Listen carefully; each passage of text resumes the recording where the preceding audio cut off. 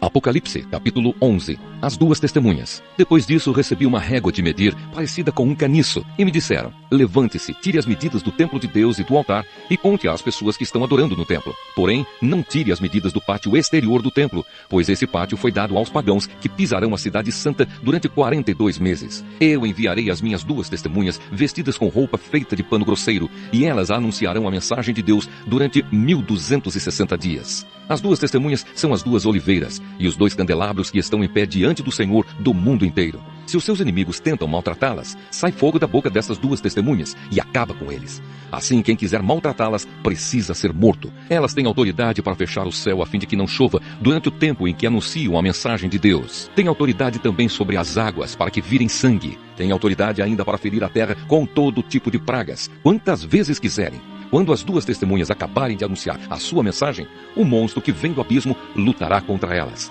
Ele vencerá e as matará, e os seus corpos ficarão na rua principal da grande cidade onde o Senhor delas foi crucificado. O nome simbólico daquela cidade é Sodoma, ou Egito. Durante 3 dias e meio, os povos de todas as nações, tribos, línguas e raças olharão para esses dois corpos e não deixarão que sejam sepultados. Os povos da terra ficarão felizes com a morte dessas duas testemunhas. Vão comemorar e mandar presentes uns aos outros, porque esses dois profetas trouxeram muito sofrimento para a humanidade. Mas depois desses 3 dias e meio, um sopro de vida veio de Deus e entrou neles, e eles se levantaram. E todas as pessoas que os viram ficaram com um medo terrível. Aí os dois profetas ouviram uma voz forte que vinha do céu e lhes dizia: subam aqui. Enquanto seus inimigos olhavam, os dois profetas subiram ao céu numa nuvem. Naquele momento houve um violento terremoto. A 10ª parte da cidade foi destruída e morreram 7.000 pessoas. As outras ficaram com muito medo e louvaram a grandeza do Deus do céu. O segundo ai já passou, mas olhem, o terceiro ai virá logo. A 7ª trombeta. Então o 7º anjo tocou a sua trombeta e houve no céu vozes fortes que diziam: o poder para governar o mundo pertence agora a Deus, que é o Senhor nosso, e ao Messias que ele escolheu, e Deus reinará para todo sempre. Aí os 24 líderes que estavam sentados nos seus tronos diante de Deus, ajoelharam-se, encostaram o rosto no chão e adoraram a Deus, dizendo: ó Senhor Deus Todo-Poderoso, que és e que eras, nós te damos graças porque tu tens usado o teu grande poder e começaste a reinar. Os pagãos estão muito furiosos porque já chegou o momento de mostrares a tua ira e a hora de os mortos serem julgados. Chegou o momento de recompensares os teus servos, os profetas, e todo o teu povo, e todos os que te temem, tanto os importantes como os humildes. Chegou o momento de destruídos os que matam pessoas na terra. Então se abriu o templo de Deus que está no céu, e a arca da aliança foi vista lá dentro, e houve relâmpagos, estrondos, trovões, um terremoto e uma forte chuva de pedra. Daniel, capítulo 3. A estátua de ouro. O rei Nabucodonosor mandou fazer uma estátua que media 27 metros de altura por 2,70 metros de largura e ordenou que a pusessem na planície de Durá, na província da Babilônia. Depois ordenou que todos os governadores regionais, os prefeitos, os governadores das províncias, os juízes, os tesoureiros, os magistrados, os conselheiros e todas as outras autoridades viessem à cerimônia de inauguração da estátua. Todos eles vieram e ficaram de pé em frente da estátua para a cerimônia de inauguração. Aí o encarregado de anunciar o começo da cerimônia disse em voz alta: povos de todas as nações, raças e línguas, quando ouvirem o som das trombetas, das flautas, das cítaras, das liras, das harpas e dos outros instrumentos musicais, ajoelhem-se todos e adorem a estátua de ouro que o rei Nabucodonosor mandou fazer. Quem não se ajoelhar e não adorar a estátua será jogado na mesma hora numa fornalha acesa. Assim, logo que os instrumentos começaram a tocar, todas as pessoas que estavam ali se ajoelharam e adoraram a estátua de ouro. A desobediência dos amigos de Daniel. Foi nessa hora que alguns astrólogos aproveitaram a ocasião para acusar os judeus. Eles disseram ao rei Nabucodonosor: que o rei viva para sempre. O Senhor deu a seguinte ordem: quando ouvirem o som dos instrumentos musicais, todos se ajoelharão e adorarão a estátua de ouro. Quem desobedecer a essa ordem será jogado numa fornalha acesa. Ora, o Senhor pôs como administradores da província da Babilônia alguns judeus. Esses judeus, Sadraque, Mesaque e Abednego, não respeitam o Senhor, não prestam culto ao Deus do Senhor, nem adoram a estátua de ouro que o Senhor mandou fazer. Ao ouvir isso, Nabucodonosor ficou furioso e mandou chamar Sadraque, Mesaque e Abednego. Eles foram levados para o lugar onde o rei estava e ele lhes disse: é verdade que vocês não prestam culto ao meu Deus, nem adoram a estátua de ouro que eu mandei fazer? Pois bem, será que agora vocês estão dispostos a se ajoelhar e a adorar a estátua logo que os instrumentos musicais começarem a tocar? Senão, vocês serão jogados na mesma hora numa fornalha acesa. E quem é o Deus que os poderá salvar? Sadraque, Mesaque e Abednego responderam assim: ó rei, nós não vamos nos defender. Pois se o nosso Deus, a quem adoramos, quiser, ele poderá nos salvar da fornalha e nos livrar do seu poder, ó rei. E mesmo que o nosso Deus não nos salve, o Senhor pode ficar sabendo que não prestaremos culto ao seu Deus, nem adoraremos a estátua de ouro que o Senhor mandou fazer. Os 3 moços na fornalha acesa. Ao ouvir isso, Nabucodonosor ficou furioso com os 3 jovens e, vermelho de raiva, mandou que se esquentasse a fornalha 7 vezes mais do que de costume. Depois mandou que os seus soldados mais fortes amarrassem Sadraque, Mesaque e Abdenego e os jogassem na fornalha. Os 3 jovens, completamente vestidos com seus mantos, capas, chapéus e todas as outras roupas, foram amarrados e jogados na fornalha. A ordem do rei tinha sido cumprida e a fornalha estava mais quente do que nunca. Por isso, as labaredas mataram os soldados que jogaram os 3 jovens lá dentro. E amarrados, Sadraque, Mesaque e Abdenego caíram na fornalha. De repente, Nabucodonosor se levantou e perguntou, muito espantado, aos seus conselheiros: não foram 3 os homens que amarramos e jogamos na fornalha? Sim, senhor, responderam eles. Como é então que estou vendo 4 homens andando soltos na fornalha? Perguntou o rei. Eles estão passeando lá dentro sem sofrerem nada, e o 4º homem parece um anjo. Aí o rei chegou perto da porta da fornalha e gritou: Sadraque, Mesaque e Abdenego, servos do Deus Altíssimo, saiam daí e venham cá. Os 3 saíram da fornalha e todas as autoridades que estavam ali chegaram perto deles e viram que o fogo não havia feito nenhum mal a eles. As labaredas não tinham chamuscado nenhum cabelo da sua cabeça, as suas roupas não estavam queimadas e eles não estavam com cheiro de fumaça. O rei gritou: que o Deus de Sadraque, Mesaque e Abdenego seja louvado! Ele enviou o seu anjo e salvou os seus servos que confiam nele. Eles não cumpriram a minha ordem. Pelo contrário, escolheram morrer em vez de se ajoelhar e adorar um Deus que não era o deles. Por isso ordeno que qualquer pessoa, seja qual for a sua raça, nação ou língua, que insultar o nome do Deus de Sadraque, Mesaque e Abdenego, seja cortada em pedaços e que a sua casa seja completamente arrasada, pois não há outro Deus que possa salvar como este. Então o rei Nabucodonosor colocou os 3 jovens em cargos ainda mais importantes na província da Babilônia. Daniel, capítulo 4. Nabucodonosor tem outro sonho. O rei Nabucodonosor mandou aos povos de todas as nações, raças e línguas a seguinte mensagem: felicidade e paz para todos. Quero que todos saibam dos maravilhosos milagres que o Deus Altíssimo fez em meu favor. Grandes são os seus milagres e as coisas que ele fez são espantosas, pois ele é o rei eterno e reinará para sempre.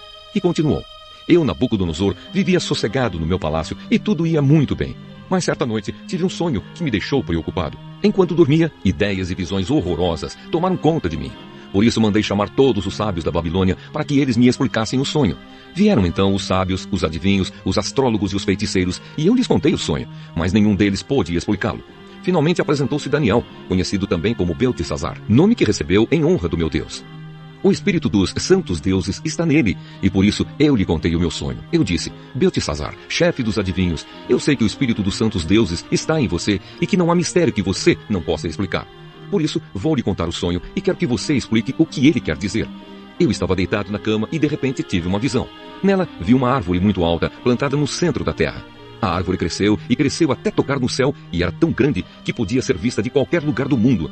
As suas folhas eram belas e ela dava tantas frutas que o mundo todo podia se alimentar delas. Animais selvagens descansavam na sombra da árvore, as aves faziam ninhos nos seus galhos e todos os seres vivos se alimentavam das suas frutas. Eu ainda estava sonhando quando, de repente, vi um anjo vigia que descia do céu e dizia em voz muito alta: derrubem a árvore, cortem os seus galhos, tirem as folhas e joguem fora as frutas. Espantem os animais que estão descansando na sua sombra e as aves que estão nos seus galhos, mas deixem ficar o toco e as suas raízes e o amarrem com correntes de ferro e de bronze no meio do capim bravo, no campo. Assim o sereno cairá sobre esse toco, esse homem, e ele comerá capim como os animais. Ele perderá o juízo e começará a pensar como animal. 7 anos viverá assim. Esta é a sentença dada pelos anjos vigias do céu, a fim de que todos saibam que o Deus Altíssimo domina todos os reinos do mundo. Ele dá esses reinos a quem quer, mesmo ao mais humilde de todos os homens. E Nabucodonosor terminou dizendo: foi esse o sonho que eu tive, e nenhum dos meus sábios pôde me explicar o que ele quer dizer.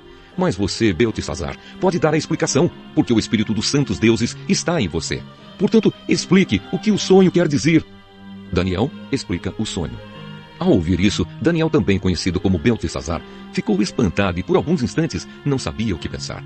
O rei lhe disse: Beltesazar, não se preocupe com o sonho nem o que ele quer dizer. Mas Daniel respondeu: ó rei, quem dera que o sonho e a sua mensagem não fossem a respeito do Senhor, mas a respeito dos seus inimigos. O Senhor viu uma árvore que cresceu e cresceu até tocar o céu, e que era tão grande que podia ser vista de qualquer lugar do mundo. As suas folhas eram belas, e ela dava tantas frutas que o mundo todo podia se alimentar delas. Animais selvagens descansavam na sombra da árvore, e as aves faziam ninhos nos seus galhos. Aquela árvore, ó rei, é o Senhor, pois o Senhor se tornou poderoso, e o seu poder aumentou tanto que chegou até o céu, e o seu domínio se estendeu pelo mundo inteiro. E o Senhor viu também um anjo vigia, descendo do céu e dizendo: derrubem a árvore e quebrem todos os seus galhos, mas deixem ficar o toco e as suas raízes, e o amarrem com correntes de ferro e de bronze, para que fique no meio do capim-bravo, no campo. Assim o sereno cairá sobre esse homem, e ele terá de comer o que os animais comem. 7 anos ele viverá assim. E Daniel continuou: e agora vou dar a explicação. Este sonho trata da sentença do Deus Altíssimo contra o Senhor, ó rei. O Senhor será expulso do meio dos seres humanos e ficará morando com os animais selvagens. O Senhor comerá capim como os bois, dormirá ao ar livre e ficará molhado pelo sereno. Isso durará 7 anos até que o Senhor reconheça que o Deus Altíssimo domina todos os reinos do mundo e coloca como rei o homem que ele quer. A ordem do anjo para que deixassem ficar o toco da árvore com as raízes quer dizer que o Senhor será rei de novo, mas só quando confessar que Deus domina o mundo inteiro. Ó rei, aceite o meu conselho. Deixe de pecar e faça o que é certo. Acabe com as suas maldades e ajude os pobres. Assim talvez o Senhor possa continuar a viver em paz e felicidade. E de fato tudo isso aconteceu com o rei Nabucodonosor. 12 meses mais tarde, ele estava passeando no terraço do seu palácio na cidade de Babilônia e disse: como é grande a cidade de Babilônia! Com o meu grande poder, eu a construí para ser a capital do meu reino, a fim de mostrar a todos a minha grandeza e a minha glória. O rei ainda estava falando quando veio uma voz do céu que disse: preste atenção, rei Nabucodonosor. Este reino não é mais seu. Você será expulso do meio dos seres humanos, ficará morando com os animais selvagens e comerá capim como os bois. Isso durará 7 anos até que você reconheça que o Deus Altíssimo domina todos os reinos do mundo e coloca como rei quem ele quer. Naquele mesmo instante, cumpriu-se a sentença contra Nabucodonosor. Ele foi expulso do meio dos seres humanos e começou a comer capim como os bois. Dormia ao ar livre e ficava molhado pelo sereno. O seu cabelo ficou comprido, parecido com penas de águia, e as suas unhas cresceram tanto que pareciam garras de um gavião. O rei Nabucodonosor louva o Deus Altíssimo. O rei disse: depois de passados 7 anos, eu olhei para o céu e o meu juízo voltou. Aí agradeci ao Deus Altíssimo e dei louvor e glória àquele que vive para sempre. Eu disse: o poder do Altíssimo é eterno, o seu reino não terá fim. Para ele os seres humanos não têm nenhum valor. Ele governa todos os anjos do céu e todos os moradores da terra. Não há ninguém que possa impedi-lo de fazer o que quer. Não há ninguém que possa obrigá-lo a explicar o que faz. Logo que o meu juízo voltou, continuou Nabucodonosor, eu recebi outra vez a minha honra, a minha majestade e a glória do meu reino. Os meus conselheiros e as altas autoridades do meu governo me receberam de volta. Fui rei de novo, com mais poder do que antes. Portanto, eu, o rei Nabucodonosor, agradeço ao rei do céu e lhe dou louvor e glória. Tudo o que ele faz é certo e justo, e ele pode humilhar qualquer pessoa orgulhosa.